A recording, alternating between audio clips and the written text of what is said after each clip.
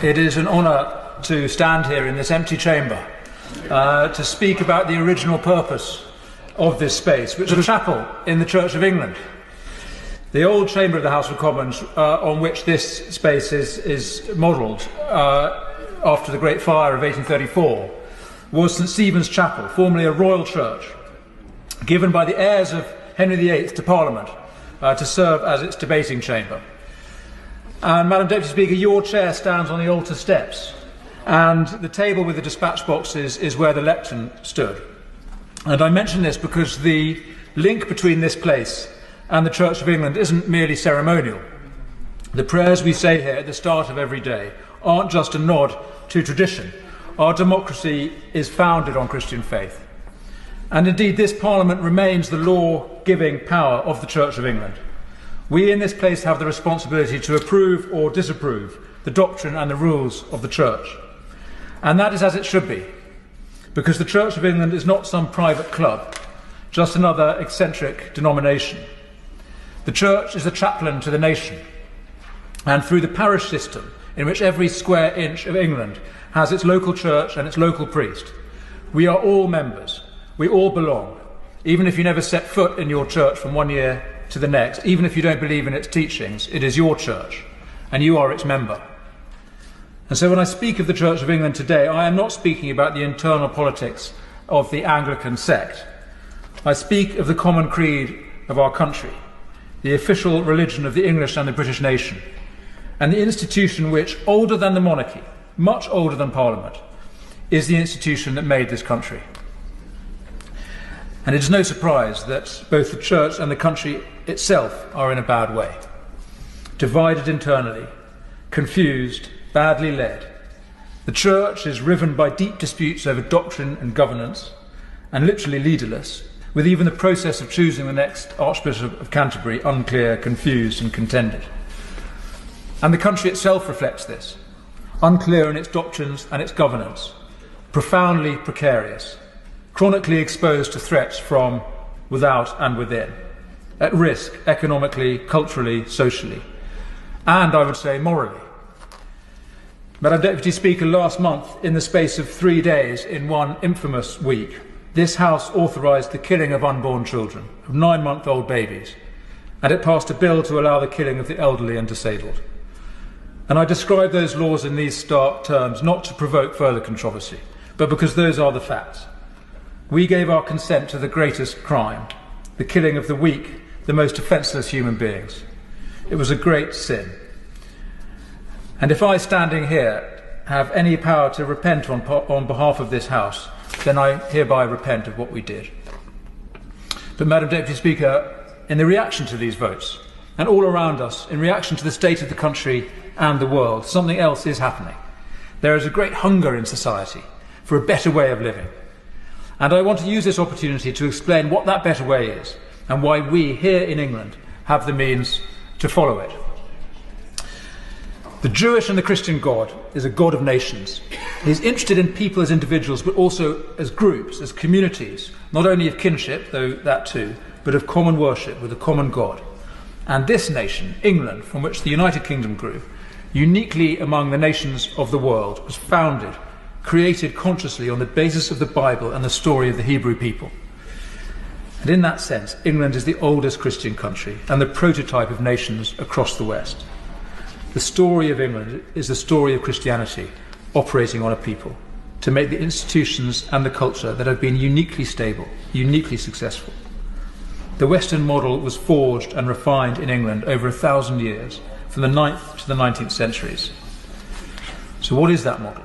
It's simply this, that power should arrange itself for the benefit of all the people under it, and specifically for the poorest and weakest. That the law is there to protect the ordinary person against the abuse of power. That every individual has equal dignity and freedom, including crucially the freedom of conscience, of religion and belief, making space for other religions under the Christian shield, a secular space, indeed itself a Christian concept, meaningful only in a Christian world. These are ideas that only make sense if you accept that we have some intrinsic value, a value that is given to us, not of our own making or invention. And so through all these long years, from the time of Alfred to the time of Victoria, it was assumed that a nation was a community of common worship and that our community, this country, worshipped the Christian God. Then in the 20th century, another idea arose, that it is possible for a country to be neutral about God, that the public space, the public square, was empty of any metaphysics, that the route to freedom lay through the desert of materialism and individual reason, no hell below us, above us only sky. And that idea was wrong.